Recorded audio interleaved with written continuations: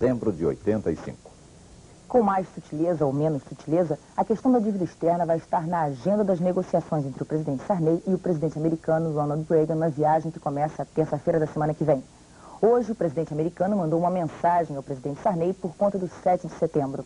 Agora, o que essa mensagem tem a ver com um salto mortal? Paulo Henrique Amorim responde. A frase mais importante da mensagem do presidente Reagan é a seguinte, abre aspas, a vibrante democracia brasileira e o extremo sucesso econômico indicam um exemplo a ser seguido pelo mundo, fecha aspas. Convenhamos que não podia haver nada melhor em matéria de boas-vindas.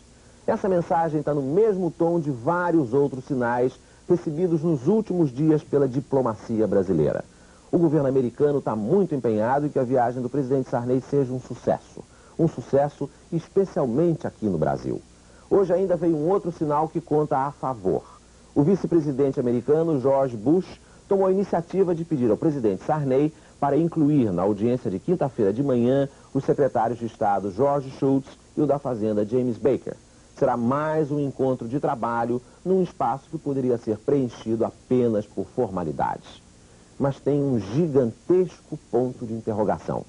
É saber se os Estados Unidos vão ou não vão aplicar sanções contra o Brasil por causa da lei da informática. Vamos ver só a cronologia, é um risco terrível. No dia 9, o presidente Sarney chega aos Estados Unidos, pois é exatamente no dia 9 que um conselho econômico presidido pelo secretário da Fazenda vai recomendar uma posição ao presidente Reagan diante da nossa lei de informática. Ele pode recomendar 3 coisas. Primeiro, que os Estados Unidos parem de se preocupar com o assunto. Segundo, recomendar sanções contra o Brasil.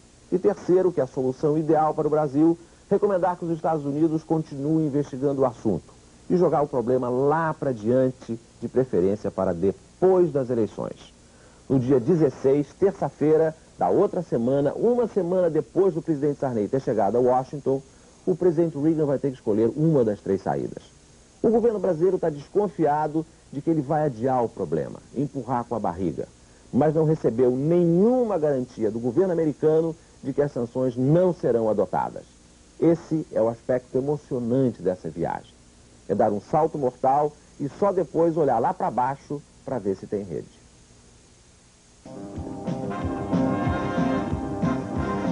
A campanha do Não Pague resista. Beijinho, beijinho, tchau, tchau. Na Globo tem. Estes são os vencedores do primeiro Prêmio Nacional de Informática na categoria Hardware. Seu trabalho implementação de um vocoder com baixa taxa de transmissão vai possibilitar maior segurança e economia nos canais de comunicação. Secretaria Especial de Informática. Modata, na era dos grandes computadores. Fundação Roberto Marinho. Som jovem, na Globo tem.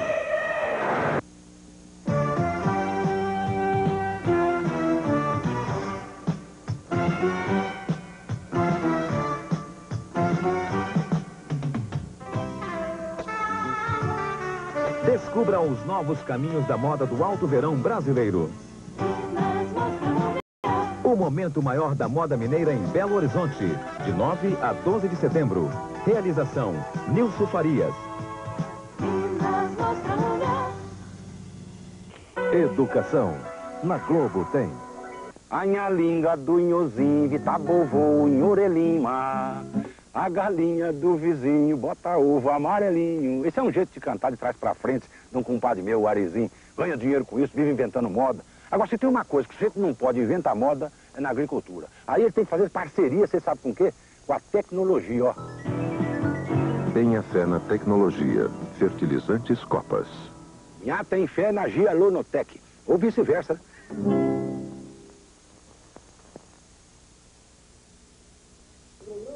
A terra voltou a tremer hoje no Rio Grande do Norte. Foram 3 abalos seguidos. O mais forte chegou a 4,4 pontos na escala Richter. Os tremores foram registrados pelo sismógrafo da Universidade de Brasília. A região mais atingida foi a do município de João Câmara, a 70 quilômetros de Natal. Desde o início de agosto até hoje, já foram registrados 12 abalos com intensidade acima de 3 pontos na escala Richter. Segundo o Departamento de Sismologia da Universidade de Brasília, o que está acontecendo é uma espécie de apartheid geológico entre a África e a América do Sul. Na verdade, o continente africano vagarosamente está se separando do continente sul-americano. Essas forças suficientes para mover o continente ocasionam tensões no território brasileiro que podem ser liberadas através de falhas geológicas. E o que está acontecendo hoje em João Câmara é a liberação dessa energia através de falhas que provavelmente estejam a 2 quilômetros de profundidade, mas numa área bastante curta. Então nós chamamos essa atividade de enxame de sismos. Bem, vamos ver agora como ficaram os investimentos nesta semana. Para as bolsas de valores, não foi uma boa semana. A decisão do Conselho Monetário Nacional de reduzir o imposto de renda dos títulos dos bancos, os CDBs, desestimulou ainda mais os investidores. Veja qual foi a reação do mercado de ações. As bolsas de valores voltaram a cair. No Rio, a queda foi de 5,8%. O IBV, o índice que mede a variação média dos preços das ações, fechou a semana em 4.368 pontos. Em São Paulo, as ações caíram 4,8% e o índice Bovespa fechou em 12.461 pontos. O ouro teve o melhor resultado da semana, subiu 7%, e a cotação de hoje foi de 291 cruzados o grama. O dólar no mercado paralelo caiu um pouquinho na semana, 1,3%, e hoje ele ficou em 22 cruzados e 50 centavos nos negócios de maior valor, que são feitos apenas pelo telefone. A compra e a venda de dólares ainda continuam suspensas no balcão das casas de câmbio. No Open, os investidores tiveram essa semana um lucro de 0,39%, já descontado o imposto de renda. O governo vai punir com rigor quem está cobrando ágio. Foi isso que o ministro da Fazenda, Dilson Funaro, garantiu agora à noite em São Paulo. Quero dizer o seguinte, às vezes realmente nós ficamos surpreendidos com maus brasileiros, porque acabam cometendo fraudes, esquecem da população, não têm compromisso com esse país. E essas pessoas, quando nós temos a certeza de que aconteceu isso, serão punidas com maior rigor. Nós jamais perdoaremos o mal brasileiro. A campanha nacional contra o ágio dentro das lojas e das fábricas começou esta semana e aposta em grandes adesões nos próximos dias. Hoje, o presidente Sarney recebeu a lista das primeiras campanhas setoriais contra o ágio, anunciada por vários sindicatos e associações de empresários. Joelmir Betting. Na manhã de hoje, na conversa ao pé do rádio, o presidente José Sarney atacou os agiotas de todos os ramos e tamanhos. Para o presidente, a cobrança do ágio é um ato de extorsão pura e simples, porque viola o decreto-lei do congelamento do preço. O ágio também, segundo o presidente, sabota o programa de estabilização da economia, programa que começa pelo congelamento do preço e culmina na estabilidade do custo. E os preços só serão descongelados sem inflação quando os custos estiverem estabilizados. Então, o ágio de alguns produtos vai espichando o tempo do congelamento de todos os preços. Para o presidente Sarney, o AJ é inimigo do povo. Quem está contra o plano cruzado, disse o presidente ao pé do rádio, está contra os mais pobres. Até aqui, os mais favorecidos pelo congelamento dos preços, pela explosão do consumo e pela expansão do emprego. O presidente quer a mobilização de todas as empresas e entidades na batalha contra o ágio.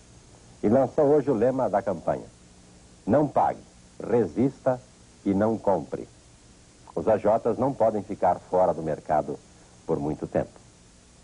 Os fabricantes de máquinas e implementos agrícolas participam da 9ª Expo Inter em Esteio, no Rio Grande do Sul, apenas para mostrar as novidades. Nenhuma máquina foi vendida. Todos os negócios desse ano já foram fechados. É que com o plano cruzado, o setor já cresceu 18%. A preocupação das 170 indústrias de máquinas e implementos agrícolas que participam este ano da Expo Inter não é com vendas. É com a imagem e as marcas dos produtos. E desse jeito, é claro, vem merecendo muita atenção dos visitantes. A maioria das indústrias está com toda a produção deste ano vendida, como é o caso da New Holland, uma das 4 principais indústrias do país. Só aceita pedidos para maio do ano que vem. O destaque é esta colheitadeira. Além de ter uma cabine que impressiona muito, com vidro fumê e ar-condicionado, a grande novidade é esta plataforma de corte, que é inclinada para acompanhar a ondulação do terreno. O importante também para os agricultores é a capacidade de colheita. Esta máquina colhe 120 sacas de grãos por hora. A SLC vendeu 1.900 colheitadeiras e prevê um faturamento de mais de 1 bilhão de cruzados. Já a Massey Ferguson deverá faturar 5 bilhões de cruzados. A fabricação de tratores aumentou 37%. Serão produzidas 22 a 24 mil unidades. A nossa produção anual de todo o setor e da indústria estão planejadas para 50 mil tratores ano. O que significa que nós estamos simplesmente repondo a frota brasileira. A novidade da Massey Ferguson é o trator número 300.000. Ele gasta 15% a menos de combustível, tem uma caixa de câmbio com 16 velocidades e o eixo dianteiro é reforçado, o que se pode observar através do tamanho dos pneus. Além disso, tem um equilíbrio entre peso e potência que permite um aproveitamento de 90%. E a nona Expo Inter bateu mais um recorde hoje na venda de animais.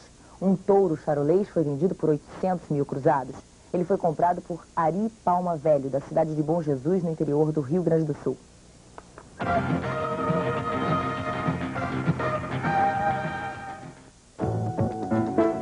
Belin 87, novo visual.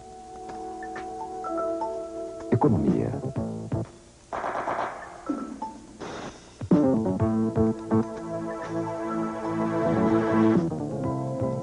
Conforto.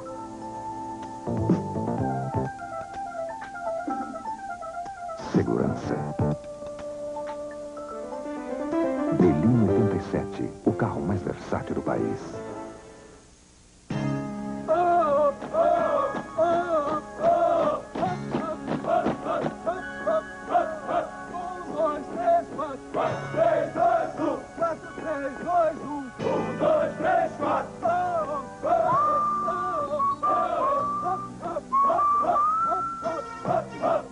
Olha só o que tá te esperando. Cerveja Malte 90. O prazer de fazer bem feito. Pessoal, esse negócio de pneus não é tão simples como parece. Por isso, atenção para essas dicas da Lécio. Quando acontecer essa trepidação no volante do seu carro, você deve procurar imediatamente a Lécio e balancear as rodas. Senão você vai acabar com o seu carro, além do incômodo e do risco. Lécio Pneus. O atendimento do futuro já chegou.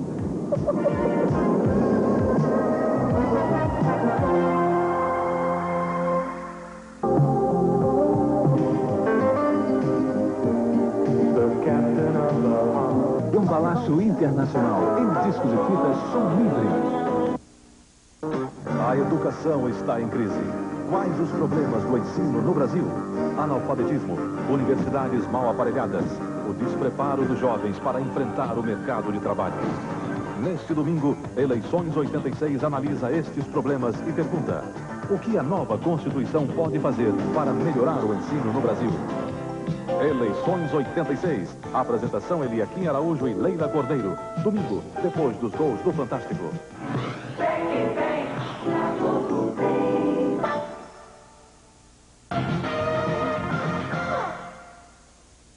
O Museu de Arte Moderna de São Paulo abre as portas para um gênio. As 188 obras de Salvador Dalí expostas no museu são uma festa para os olhos. O testemunho do talento de um criador que sabe transformar o delírio em pura arte. Quem é o bruxo Dalí? Ele se chama, na verdade, Felipe Jacinto Dalí Domenech. Nasceu no mês de maio. Traz a marca de todo grande criador. É imprevisível, contraditório, resiste a qualquer tentativa de classificação.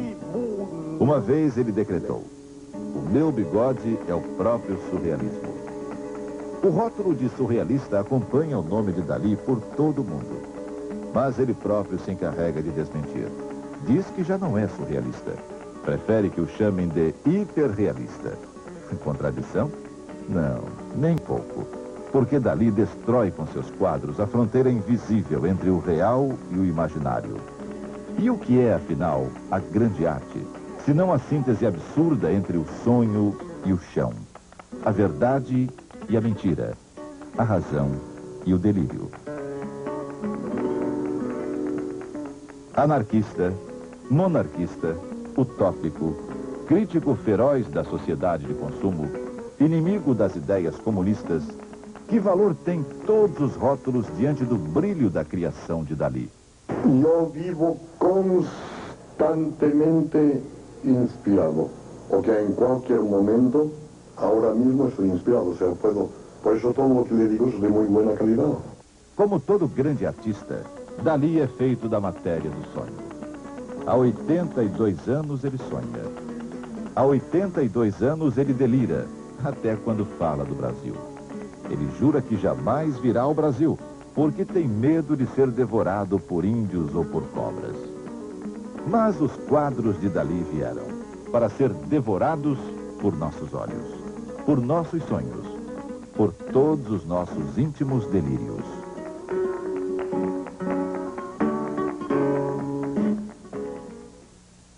E até quando fala dos sonhos, a fonte de todos os seus delírios, Dalí é contraditório. Uma vez ele garantiu: o sonho é uma monstruosidade. Quando dorme, o homem é capaz dos crimes mais horríveis. Bom, agora as últimas notícias. A 5ª Junta de Conciliação e Julgamento de Porto Alegre determina que a Companhia Estadual de Energia Elétrica do Estado respeite o acordo salarial firmado com seus 12 mil eletricitários sem considerar a redução salarial prevista no Programa de Estabilização Econômica. Entre 30 e 40 mil funcionários públicos serão remanejados por causa da reforma administrativa. A afirmação é do ministro Aloysio Alves. O Tribunal Superior Eleitoral decide que radialistas e jornalistas, candidatos a constituinte, que já se apresentavam em programas de rádio e televisão, poderão continuar atuando, desde que não usem essa programação para fins eleitorais. Quem venceu a concorrência para construir a usina hidrelétrica do Xingu foi o consórcio formado pelas empresas Mendes Júnior, Contran e CBPO. O abastecimento de carne bovina em São Paulo e nas outras regiões metropolitanas estará normalizado até o fim do mês. A previsão é do SINAB, Conselho Interministerial de Abastecimento. A Nicarágua suspende parcialmente a censura à imprensa e permite a realização de pequenas reuniões políticas. O equatoriano Andrés Gomes e o iugoslavo Saldoban Zinovnov são campeões da dupla do Aberto dos Estados Unidos. Eles venceram os suecos Mats Wilander e Joaquim Stroheim por 3-7-2. Zico pode deixar o futebol. O jogador disse que está cansado de lutar com o próprio joelho. E se deu o prazo de 10 dias para que o tratamento médico apresente melhoras. Se isso não acontecer, fará uma nova cirurgia. E se não der resultado, para de jogar. Foi achada no Rio uma pia de sacristia do século XVII que pertence ao convento de Nossa Senhora do Carmo, em Alcântara, no Maranhão. A história da cidade maranhense está sendo restaurada pelo Patrimônio Histórico e pela Fundação Nacional Pro Memória. A pia estava aqui, nesta parede, no pátio interno de um restaurante que fica na Floresta da Tijuca e pertence ao IBDF. Ela foi retirada esta semana para ser transportada para Alcântara. A pia batismal portuguesa do século XVII parece não ter sofrido a ação do tempo. A peça, esculpida em mármore liós, foi encontrada em boas condições. O juiz da 2ª Vara de Brasília concede liminar autorizando a exibição sem cortes e para maiores de 18 anos do filme Stallone Cobra. O organista brasileiro Walter Vanderlei, de 57 anos, morreu em São Francisco, nos Estados Unidos, de câncer ósseo. E no Free Jazz Festival, no Rio, o som demolidor da guitarra de Stanley Jordan fez vibrar a plateia.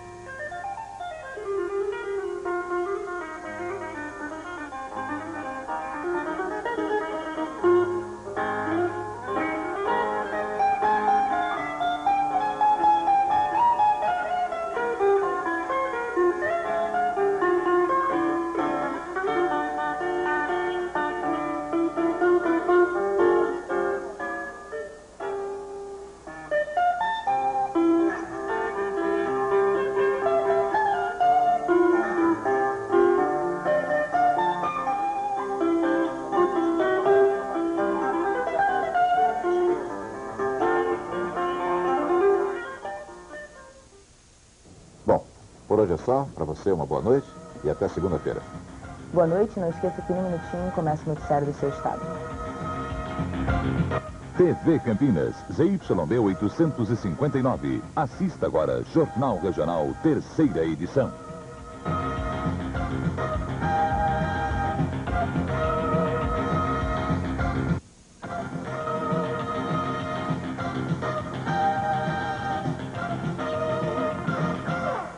Oferecimento Banerj, o Banco do Povo.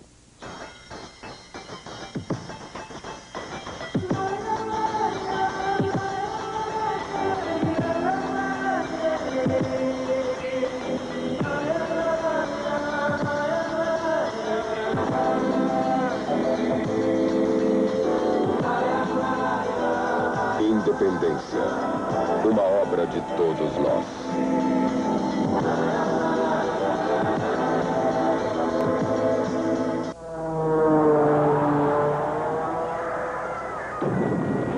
O Salão de Humor de Piracicaba está chocante. Vá voando ver. Oferecimento Decorex, tudo em móveis pelo menor preço. Piracicaba.